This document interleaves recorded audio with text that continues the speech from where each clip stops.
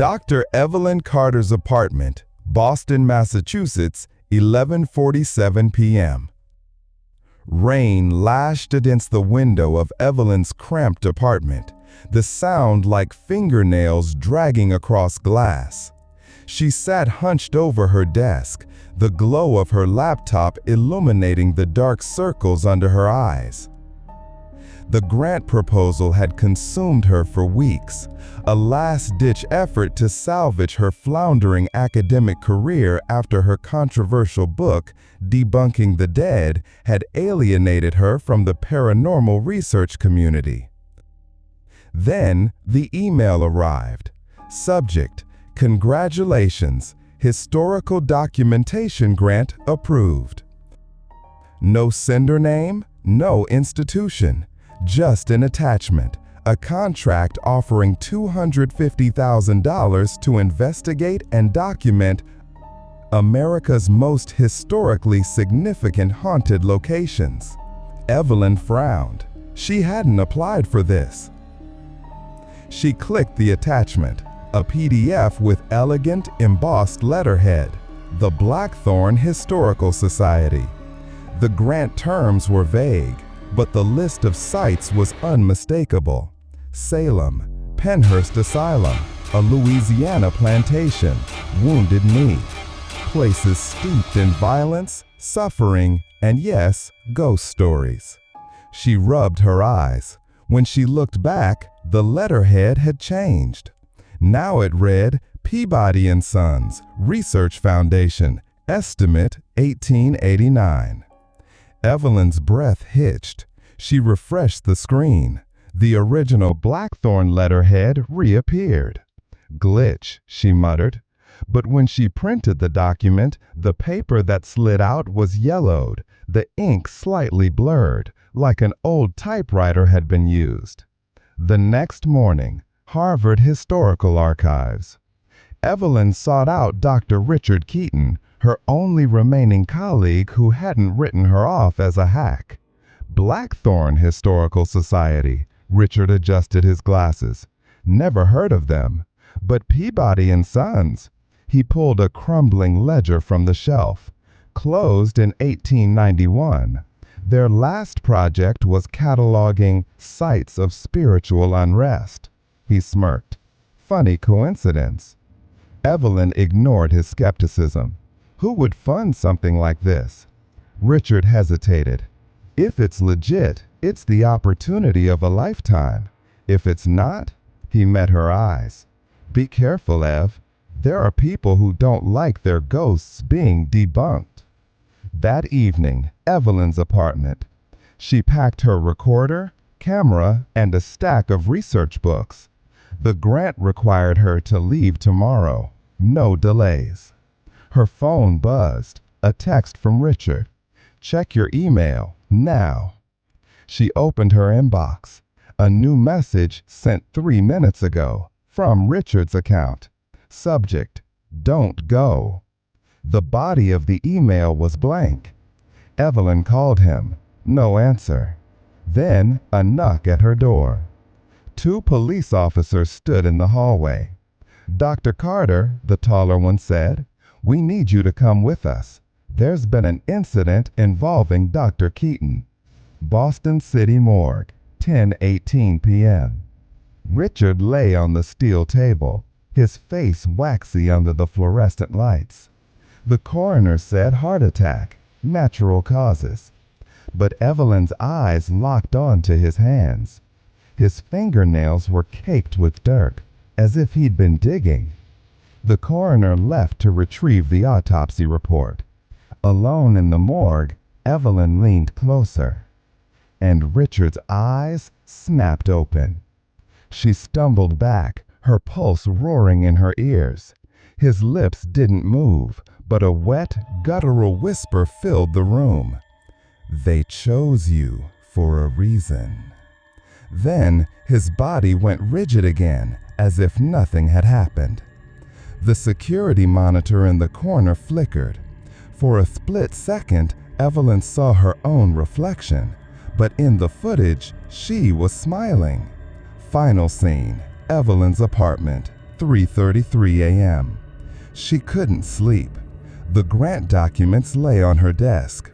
The letterhead now read, Carter Foundation. Her hands shook as she opened her laptop and typed, Blackthorn Historical Society Cult. The first result was a digitized newspaper from 1823. Local historian Elias Carter linked to disappearances, believed to have conducted rituals at cursed sites. Evelyn's blood ran cold. Elias Carter, her great-great-grandfather. Outside, the rain stopped. The silence was worse. Somewhere in the apartment, a drawer slid open on its own. Inside was a bone-handled knife she'd never seen before, and a note in handwriting identical to hers. You're almost ready. Gallows Hill, Salem, Massachusetts, October 23rd, 9:17 p.m. The air smelled of damp earth and wood smoke as Evelyn Carter stepped onto the uneven ground where 19 innocent people had been hanged for witchcraft. The grant's instructions had been clear: document the site at night when the veil was thinnest. Her flashlight cut through the mist, illuminating the gnarled branches of the old oak tree. Locals called it the hanging tree, though historians debated its exact location. Tonight, it didn't matter. The energy here was palpable, thick like static before a storm. She set up her recorder, speaking clearly. October 23rd, Gallows Hill. Preliminary investigation. No observable phenomena yet. A twig snapped behind her. Evelyn spun, her light catching the silhouette of a small girl in a tattered colonial dress, standing just beyond the tree line. The child's face was pale, her eyes sunken, not with sickness, but with something older. "You shouldn't be here," the girl whispered. Evelyn's pulse spiked. "Are you lost?" The girl tilted her head. "No, you are." Then she vanished, not like a ghost fading, like a light switching off. The living ghost. Salem Historical Society, October 24th, 10:03 a.m. Evelyn sat across from Martha Webb, the town's archivist, flipping through a ledger of 17th century trial records. "You saw a girl in a colonial dress?" Martha asked, raising an eyebrow. "Tourists dress up all the time." "She wasn't a tourist," Evelyn said firmly. "She looked wrong." Martha hesitated, then slid a photograph across the table. "This her?" The black and white image showed a girl in the same dress, same hollow eyes. The caption read, "Abigail Poole, age 8, disappeared October 31st, 1972. Evelyn's stomach dropped. "That's impossible. She'd be in her 50s now." Martha's voice lowered. "Abigail's body was found 3 days after she vanished, buried under the hanging tree." She tapped the photo. "But every Halloween, folks swear they see her, alive, like she never died." The voice on the tape. The Hawthorne Inn, 11:42 p.m. Back in her room, Evelyn reviewed her recordings. The static hissed. Then her own voice came through, but the words weren't hers. "Burn the records." A whisper, urgent, terrified. She rewound, played it again. "Burn the records." Her blood turned to ice. She hadn't said that. Then a knock at the door. Evelyn froze. "Dr. Carter?" A woman's voice. "I have information about your grant." Cautiously, she opened the door. No one was there. only a folded note on the floor. The Blackthorn Society doesn't hire historians, they feed them. The Hidden Truth. Old Burying Point Cemetery, October 25th, 2:33 a.m. Evelyn couldn't sleep. She returned to the graveyard, drawn by something she couldn't explain. The moonlight cast long shadows over the weathered tombstones. One in particular caught her eye. Elias Carter, 1692 to 1734. His ancestor, buried in Salem. A gust of wind sent dead leaves skittering across the ground. When they settled, something glinted in the dirt. A rusty key. Engraved on it, Blackthorn. As she picked it up, a child's laughter echoed behind her. Evelyn turned. Abigail stood at the edge of the cemetery, her dress stained with fresh mud. "You found it," the girl said, smiling. "Now they'll come for you too." Then the streetlights flickered out, and Evelyn was alone in the dark.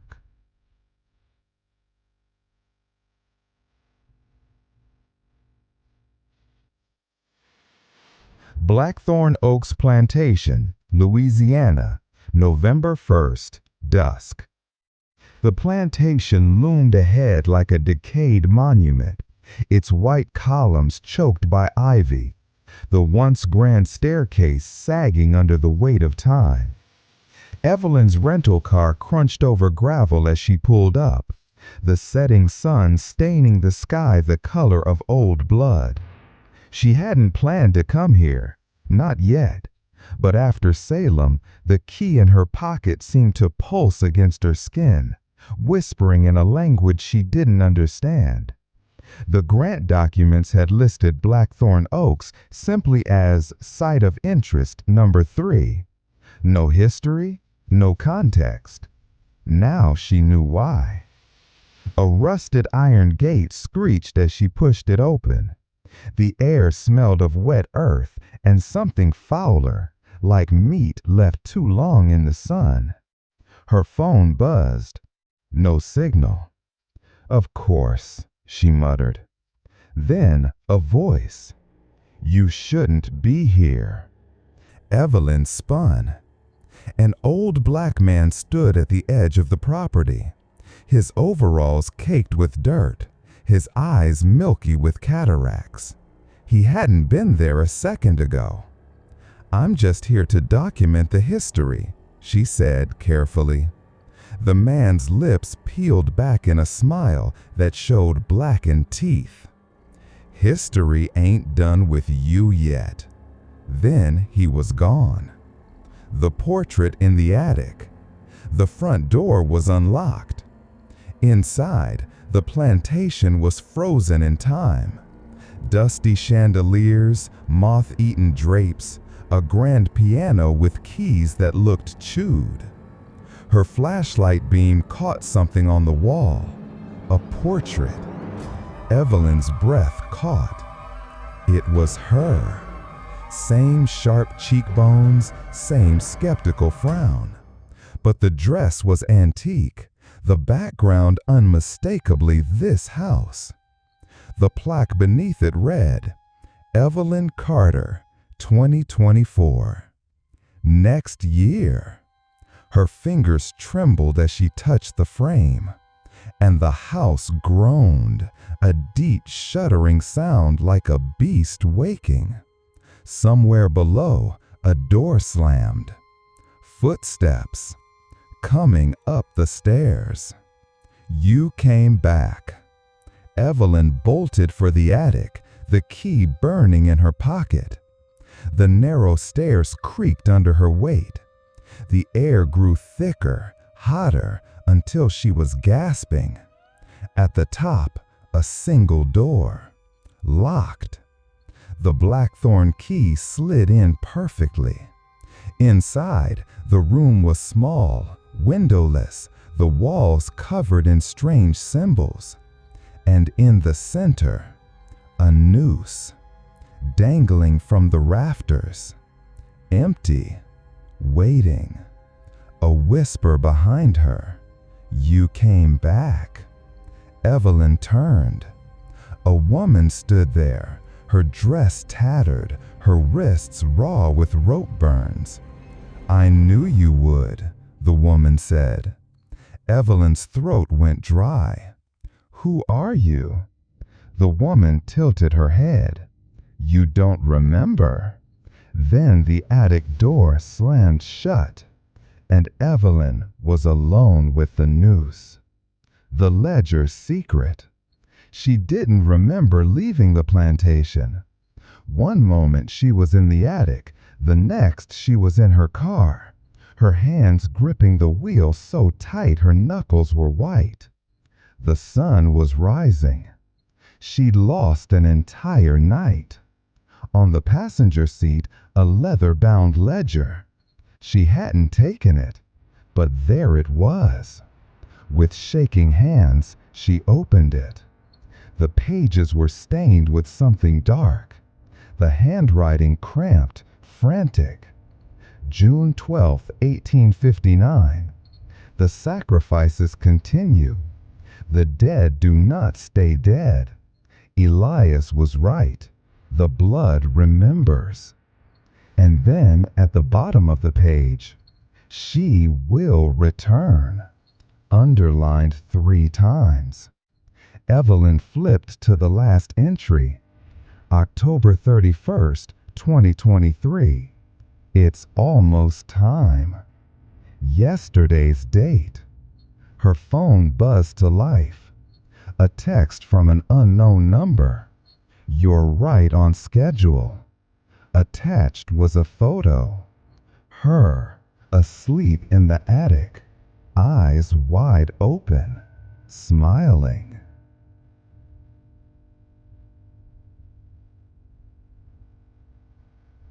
Penhurst Asylum, November 5th, 3:47 a.m. The abandoned asylum stood like a broken jawbone against the night sky, its shattered windows staring blindly into the dark. Evelyn had arrived hours ago, but something had kept her in the car. A primal resistance, as if her body knew what her mind refused to accept. "Document the medical atrocities," the grant instructions had read. "Focus on the West Wing." Now, standing before the rusted gates, Evelyn realized they hadn't told her to come at night. She had just known. The chain-link fence shrieked as she pushed through a gap. The air smelled of mildew and ammonia, the latter so strong her eyes watered. Her flashlight flickered as she stepped inside. The lobby was a graveyard of overturned wheelchairs and shattered medicine bottles. A rotted straitjacket lay in the corner, its restraints still buckled. And on the wall, barely visible under decades of grime, "Blackthorn Research Wing, authorized personnel only." Her breath hitched. Blackthorn. The same name from the grant, from the key, from the cult. The patient file. The West Wing was worse. Smaller rooms, thicker doors. She found the records room by accident, the filing cabinets already open, as if waiting for her. Most folders were dust, but one stood out. Carter, E., admitted 1923, schizophrenia, violent episodes. Evelyn's hand shook as she opened it. Inside, a photograph of her own face. Same sharp cheekbones, same green eyes. But the woman in the photo was screaming, her pupils blown wide with terror.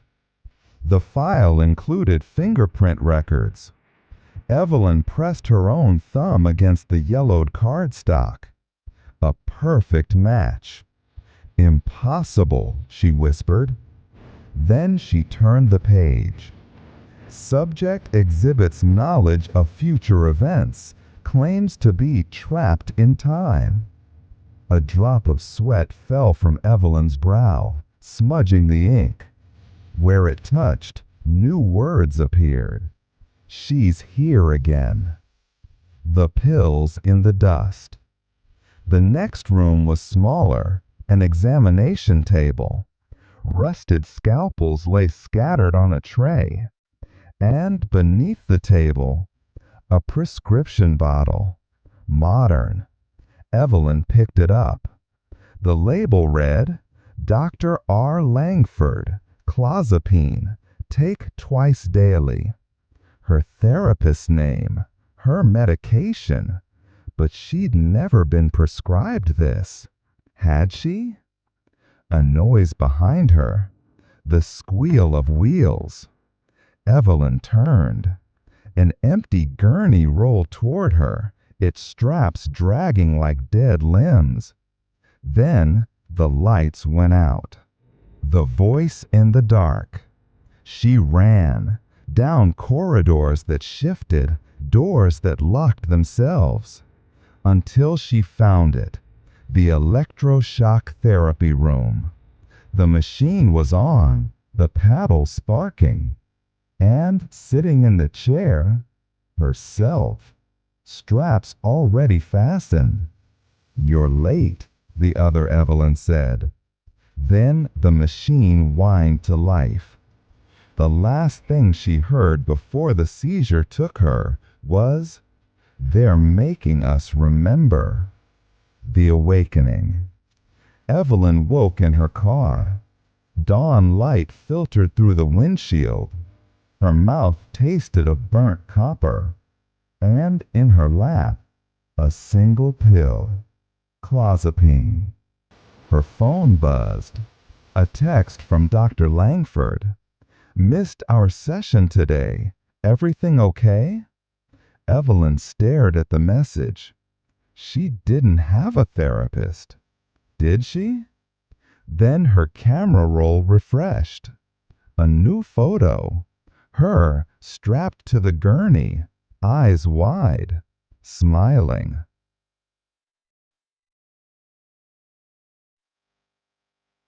Roanoke Island, Virginia, November 8th, midnight.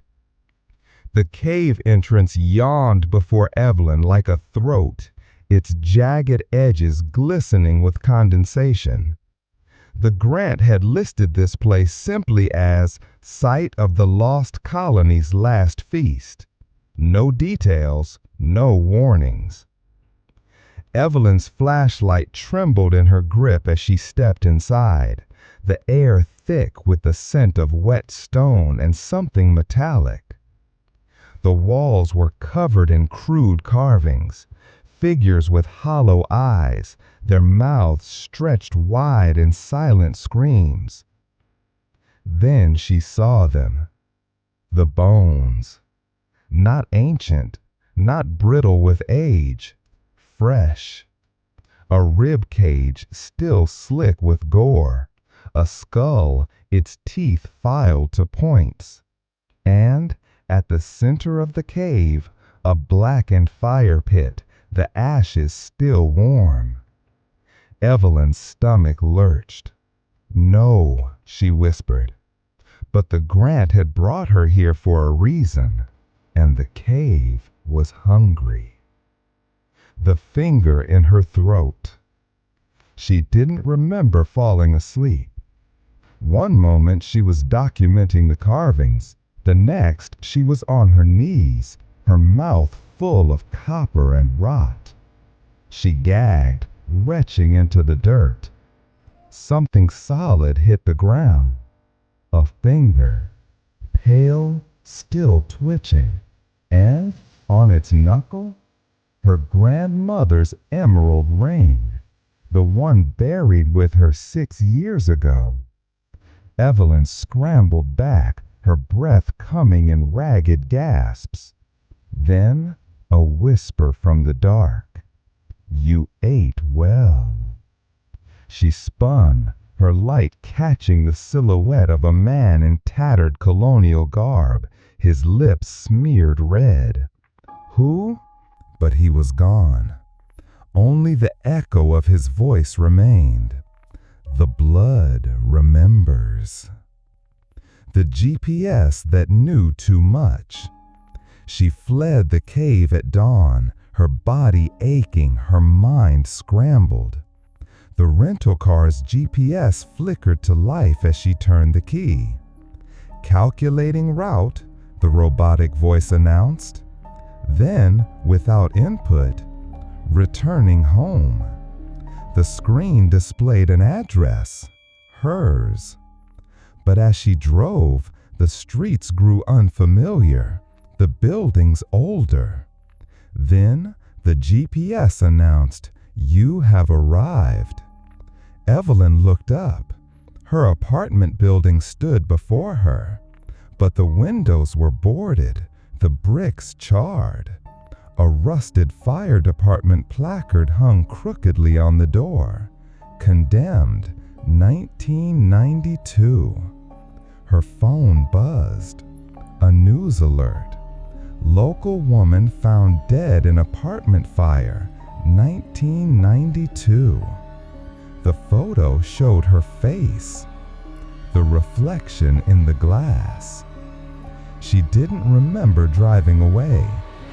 Now she sat in a diner parking lot, her hands shaking around a coffee cup. The waitress had given her a strange look when she ordered. "You okay, hon? You look pale." Evelyn had mumbled something about food poisoning. Now, in the rearview mirror, she studied herself. Dark circles, chapped lips. And when she tilted her head, for a second, her reflection didn't move, just smiled. "You're running out of time," it mouthed. Then the radio crackled to life, a news report cutting through the static. Authorities have identified the remains found in Roanoke as those of historian Evelyn Carter, missing since. Her coffee cup hit the floor. The date on the radio was November 9th, 2024. Tomorrow.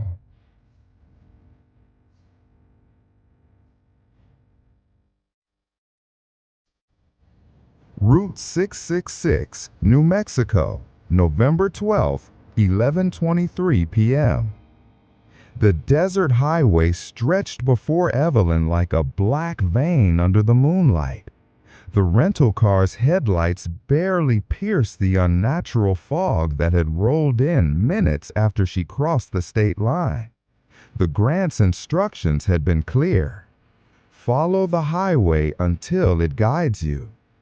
Now the GPS flickered, recalculating, before switching to a route not on any map. Static crackled through the radio. Then a voice. "You shouldn't be here." Evelyn slammed the brakes. A hitchhiker stood in the middle of the road, backlit by her headlights. She recognized the sweater, the jeans, the shoes, her own clothes. The figure raised its head.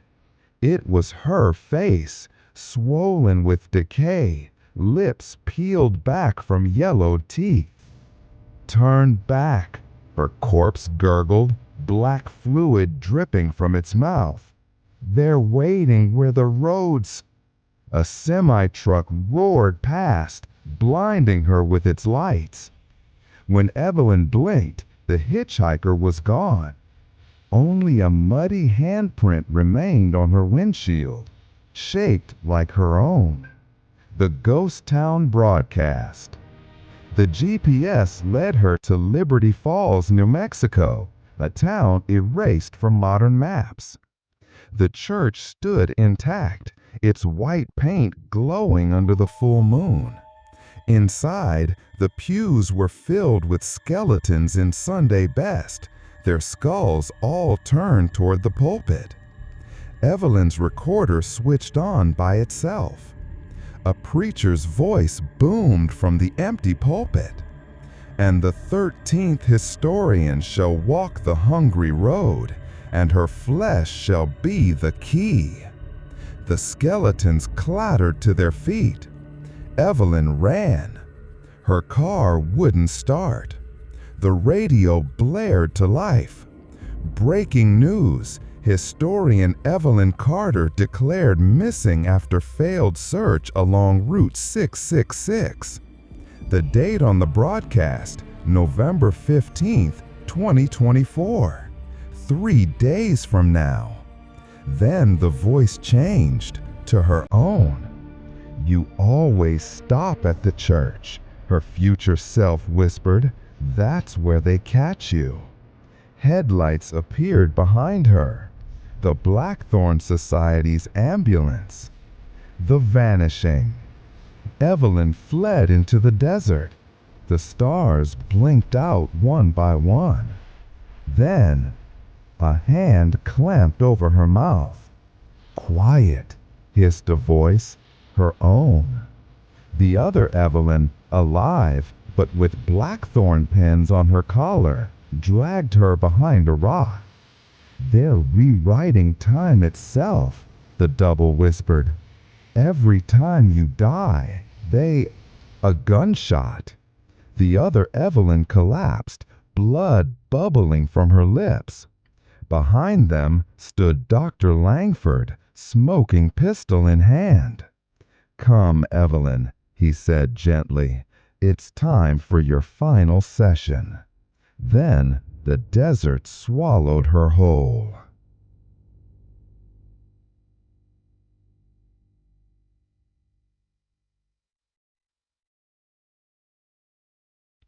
Wounded Knee Massacre Site, South Dakota, November 15th, 3:33 a.m.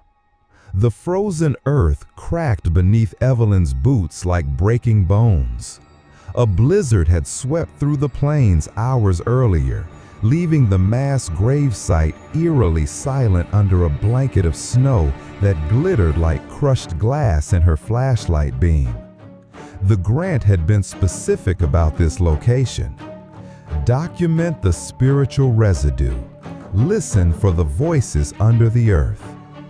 She knelt beside the memorial plaque, her breath coming in ragged white puffs.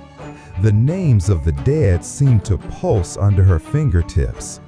Then, the snow melted in a perfect circle around her. The exposed ground began to breathe. Evelyn scrambled back as skeletal hands erupted from the dirt, not attacking, beckoning. A whispering chorus rose from the earth. "She comes wearing dead skin." The hands parted like a curtain, revealing a figure emerging from the grave. Not the Lakota elder she expected, but a man in a 19th century Blackthorn Society uniform, his face a shifting mask of smoke and bone. "Elias," Evelyn choked out. The thing wearing her ancestor's smile opened its mouth and 3 voices spoke at once. A Lakota woman's grief-choked sob. Elias Carter's cultured Boston accent. Her own voice. "You thought you were uncovering history?" the spirit sneered. "You've been performing it." Behind it, the mass grave convulsed, not with bodies, but with Evelyn's own discarded journals, hundreds of them, all containing the same final entry. "I am part of the history now." The Reflection Rebellion, Cheyenne River Motel, later that night. The bathroom mirror showed 5 reflections. Each Evelyn at a different age: child, teen, current self, elderly, and one with Blackthorn Society pins gleaming on her collar. They moved independently, their hands pressed against the glass. The youngest mouthed, "Don't trust." The oldest interrupted, slamming her palms against the mirror. The glass webbed with cracks as all 5 reflections lunged. Evelyn's own hands flew to her throat as the eldest reflection's fingers materialized in the real world, icy and solid, squeezing. "You promised us," the reflection hissed. "The ritual requires your blood this time." The mirror shattered, the hands vanished. On the floor, amid the glass shards, lay a fresh newspaper clipping. "Historian's body found at Wounded Knee, 1890. The photo showed her corpse in a Blackthorn Society dress. The third voice. Highway 18, near dawn. The rental car's radio tuned itself to static, then a voice. "You're approaching the crossroads, Evelyn." Not the spirit's voice, not her own. Dr. Langford's. A prescription bottle rolled from the dashboard, empty, label peeled off. The radio continued. The pills weren't for schizophrenia. They were suppressants to keep you from remembering your real work. Headlights appeared behind her, a 1920s ambulance with Blackthorn insignia. The radio screamed, "They need you to finish the—" Then the ambulance rammed her car. As metal screamed and glass exploded, Evelyn's final thought was, "Which side am I actually on?" National Archives Basement, Washington, D.C., November 19, 6:06 a.m. Evelyn woke to the taste of burnt paper and blood. Her body splayed across the cold marble floor of the restricted archives. The car crash should have killed her. The ambulance with the Blackthorn insignia had killed her. She remembered the gurney straps, the needle sliding into her arm, the whispers. She's ready for the final act. Now she stood before document 1776X, a sealed leather folio marked with the same symbol from the plantation's attic. The key around her neck, the one Abigail gave her in Salem, fit perfectly. Inside, not parchment, but skin. Human flesh stretched taut across ledger pages, inked in blood. The final entry read, "The 13th historian will complete the circuit. Through her, the hungry past shall walk again." Beneath it, 13 signatures, each in different handwriting, but all variations of her own. The last was dated 1890. The next space waited blank for her. The reflection's betrayal. The basement lights flickered. The air smelled of ozone and funeral lilies. All the mirrors along the archival shelves misted over at once, then cleared to show her reflections. But these weren't copies. They were previous Evelyns. Colonial dress, Civil War nurse's uniform, roaring 20s flapper. The eldest, in a Blackthorn Society robe, pressed her palm against the glass. "Sign," they chorused. Evelyn's pen hovered over the flesh paper. Then, her current reflection grabbed her wrist from inside the mirror. "Don't you remember?" it whispered. "You begged me to stop you." A memory surged. Herself in the asylum electroshock chair, screaming, "Burn it all!"